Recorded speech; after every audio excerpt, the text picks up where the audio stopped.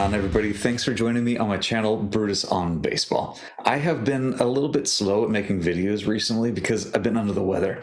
I've had this cough that I have not been able to shake for weeks, and it's been really making it difficult for me to talk in front of these videos. But I still wanted to keep this ball rolling a little bit, and so I wanted to put something out a little bit off the cuff. I figured it's no better time right now than talking about the Hall of Fame. The vote is coming up on Tuesday of next week, January 23rd. And of course, most baseball fans and fans of the Hall of Fame especially know all about the Hall of Fame tracker that Ryan Thibadoux has made. It's an easy way to keep track of the trends of who's actually likely to make it into the Hall of Fame.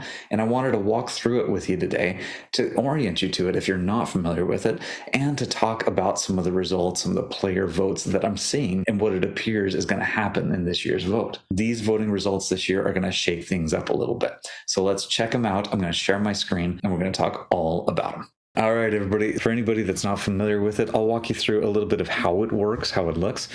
First of all, the guy that makes it, Ryan Thibadoux, this is his handle on X, formerly Twitter. Go give him a follow. He goes through all of the ballots as they come out by the writers. But he also has this team of people, the tracker team, and he puts it all together using these guys. They do a thorough job to be able to look at ballots as they come out and put them in this tracking spreadsheet. So there's some interesting things about it. This has been done for years. Somebody by the name of @LeoKitty used to do it before 2013. I used to follow her, and then Ryan Thibadoux took it over, I believe in 2013, 2014, something like that, and really made it into what it is today. A lot of great information. He has information on, if they're bolded, that ballot was added today. First time voter is in blue. You'll see down here some of these. So Zach, Dave Brown, these guys are first-time voters.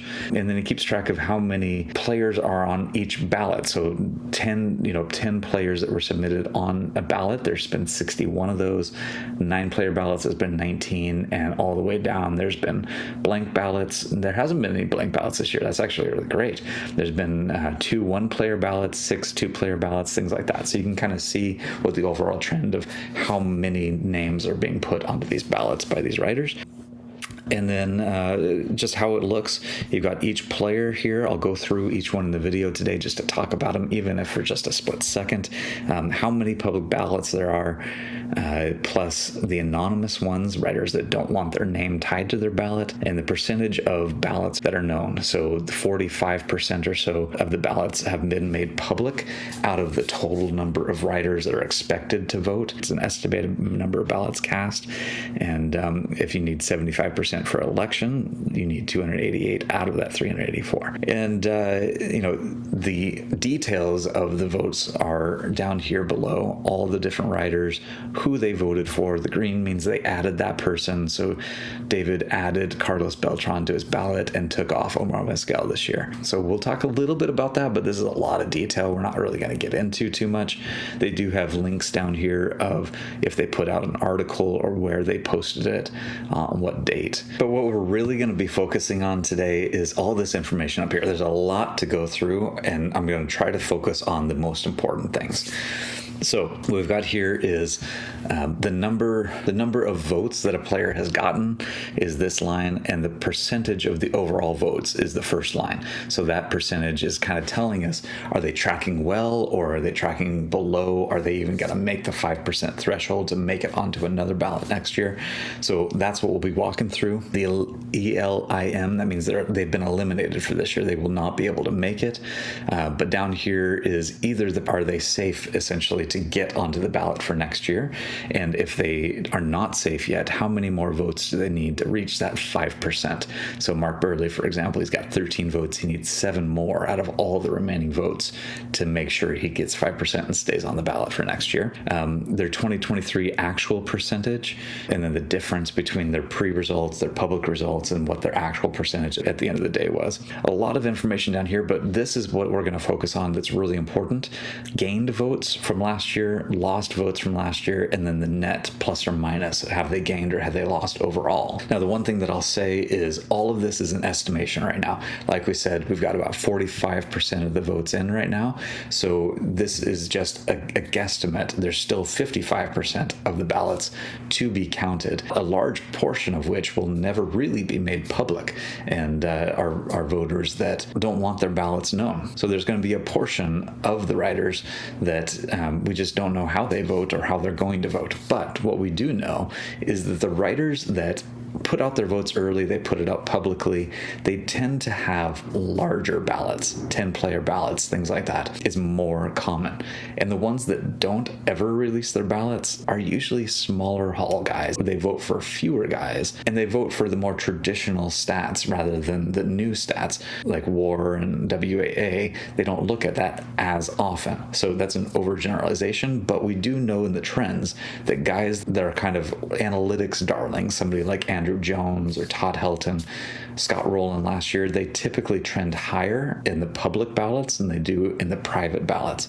And so when the actual percentage comes out, they drop by a certain number of percentage points. Todd Helton's a great example right here. We'll just look at him. His last year actual final total was 72%, but his actual percentage versus the pre-results, so before the announcement was made, he dropped 6%. So he was trending at somewhere around 78%, but he ended up at 72. And so his private versus public ballots, he was named on about 12.5-13% fewer ballots on the private ones than on the public ones. So that's a great example. Andruw Jones is even more extreme, 18-19% less on the private ballots than on the public. But then there's guys like Andy Pettit. Omar Vizquel is a big one, 15.5% more on the private ballot. So people that don't want you to know that they voted for Omar Vizquel. Now, let's get into what we're seeing here for the results themselves. And like I said, I will go through each one. Bobby Abreu, 19%. He's not going anywhere. He's been hovering somewhere in the teens for a lot of years. This is his fifth, this right number right here, this is his fifth ballot. And he's trending nowhere, basically. So he's going to keep being on the ballot, but he's not getting anywhere. And I really don't think that he'll get elected by the writers. Jose Bautista, he's got his votes. He's got 2 votes, but I don't think the chances are very good of him being safe. He needs 18 more in the next 55% of the ballots that haven't been released, and I just don't think he's going to make it onto the ballot next year. Beltran's a surprise here. I didn't think that he would trend upwards so quickly. Last year, he ended up with 46.5%.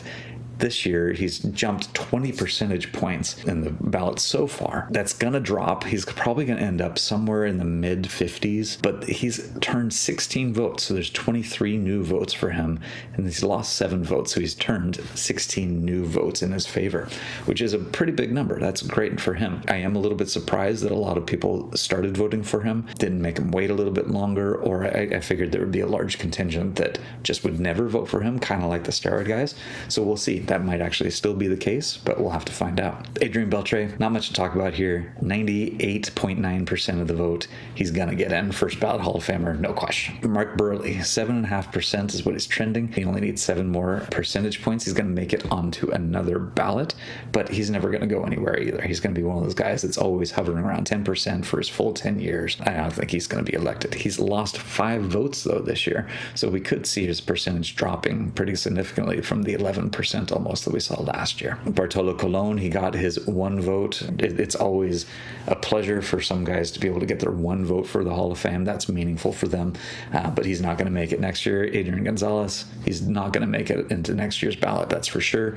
It would be great to see him get his 1 vote because he really was a great player for a while. Todd Helton, here's one of the first interesting ones to talk about. He is a guy that I predicted would get in this year in my videos that I made about a month ago. And having gotten 72% of the vote last year, he only needed 11 more votes this year to be able to get in. But this is what we've seen. He's gained 4 new votes out of the ballots that have been released, but he's lost 5 votes for a -1. So at this point, I don't think that Todd Helton's going to get into the Hall of Fame. He's going to have to wait at least another year, which is extremely disappointing for me. And I wasn't planning to look through a lot of the writers' actual ballots for this, but I found this one quite interesting. If you look at Todd Helton and you see who who has dropped him. Sean Powell, who dropped Helton for whatever reason, but added Beltran, Alex Rodriguez, and Billy Wagner. But he still had 4 spaces on his ballot to be able to use, so why not Todd Helton this year? Mark Purdy, I saw his explanation. He dropped Helton because he only votes for 3 players, a pitcher, a hitter, and an all-around player. But he put in Vizquel instead of Helton this year. And I'm sorry, I think a writer like this is a little bit out of tune with how this voting should actually be seen. They're all allowed to have their own opinions, but come on. That's not how the Hall of Fame voting was meant to work, to vote for one of each type of player. And it's a little bit silly to actually be in that mindset, in my opinion, especially when you look at these guys' careers side by side. Sure, Vizquel was good at some things, Helton was good at other things, but the overall value of their career, you just can't make up for the numbers that Helton has compared to Vizquel, no matter how good you think Vizquel's defense was. And I've got a great video that I've put out too, all about defensive statistics and how to understand them, where I talk in depth about Vizquel actually against Ozzie Smith. But when we look here, Helton's home runs, his RBIs, his slash line, batting average, on base percentage, slugging percentage, his OPS of 953 versus 688, OPS plus 133 versus 82. It's ridiculous how much more valuable Helton was in the hitting side of things compared to Vizquel. So then if you're a Vizquel fan, you start talking about the gold gloves, how important they are. But in reality, it just didn't make up for the difference. Vizquel wasn't that good at defense. In his WAR numbers of 45 compared to Helton's number of almost 62 tells that story. You look at WAA, wins above the average player. Helton got 33.3 WAA to Vizquel's 5.3. Vizquel was barely better than an average player over the course of his career. And these WAA and WAR numbers hit Helton hard because he was a first baseman.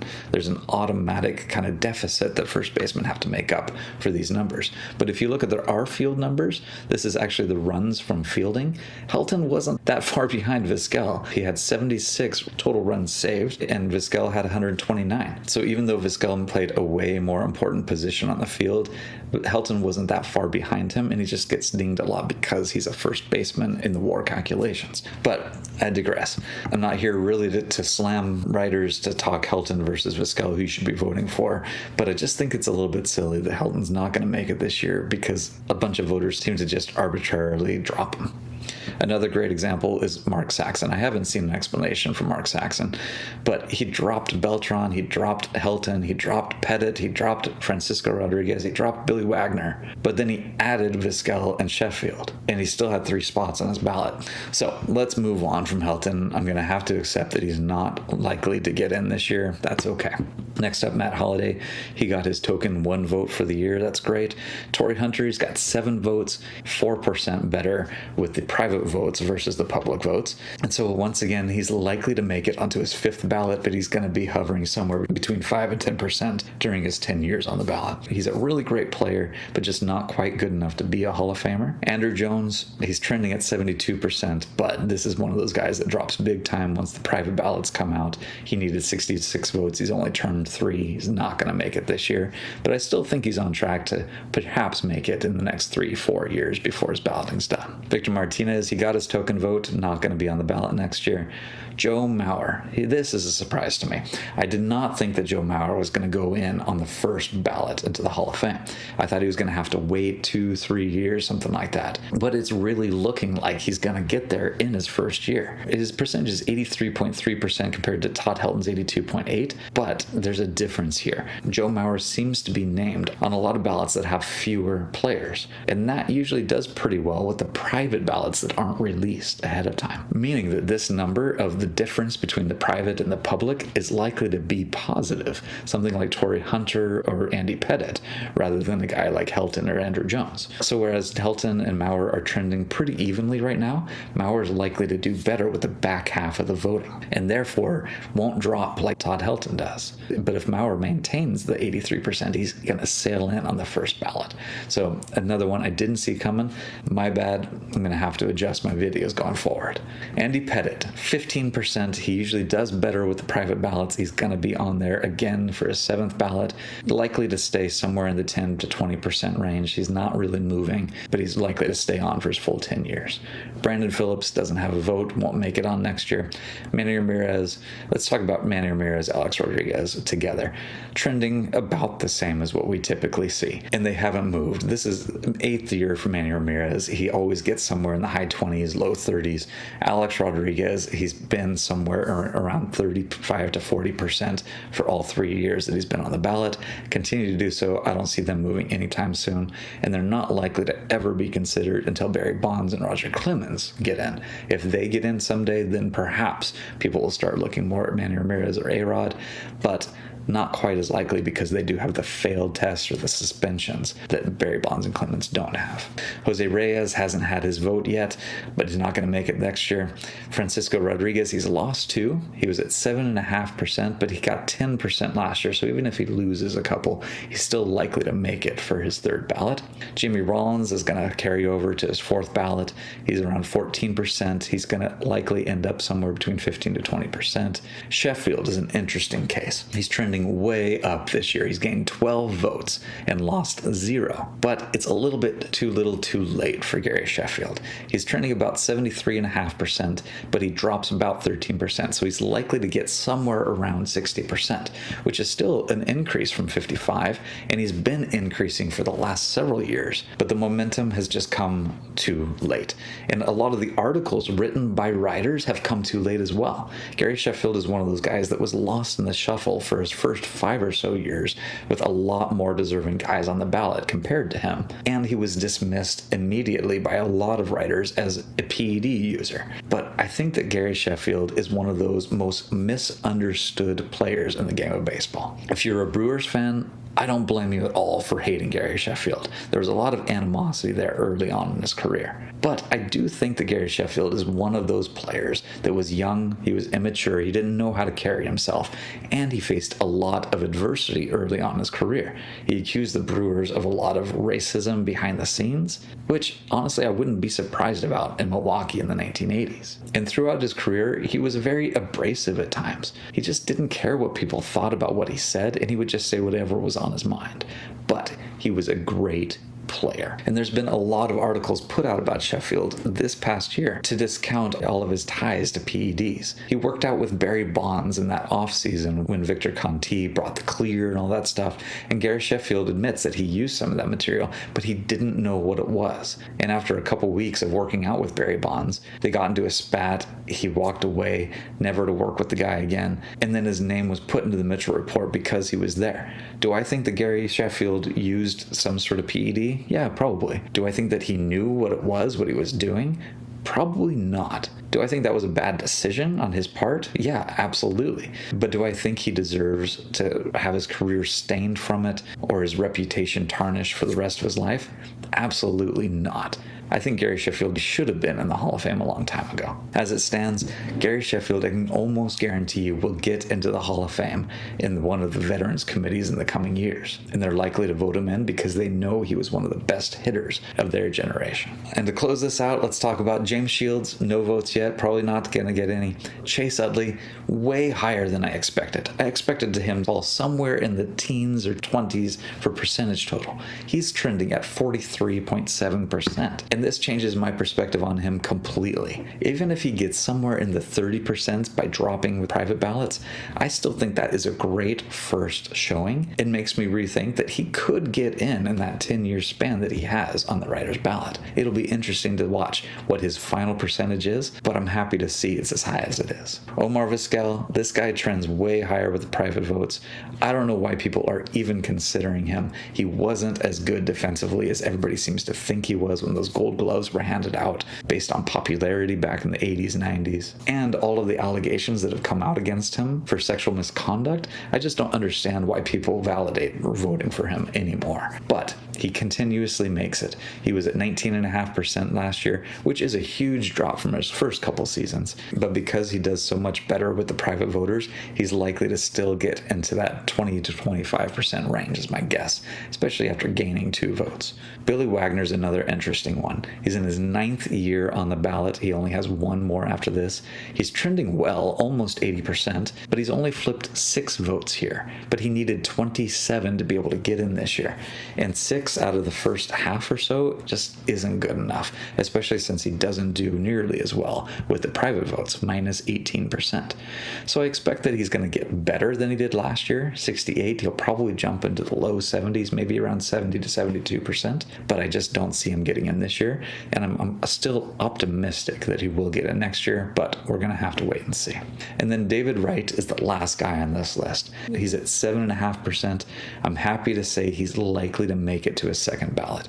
He's not a guy that I would vote for myself for the Hall of Fame, but he was definitely one of those guys on a Hall of Fame path and just had to deal with injuries in his early 30s that ended his career early. I would have loved to have seen his career finish healthy, because if he had, I know he would have been an easy choice for the Hall of Fame.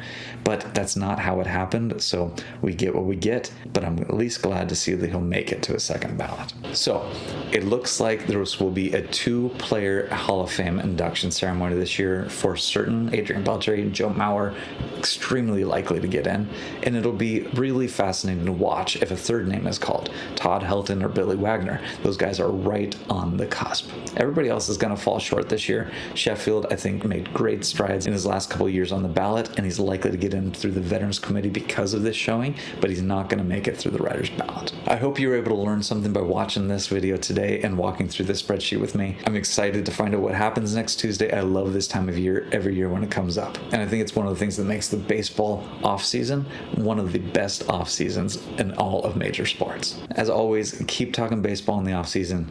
Take care of yourself, and we'll see you around.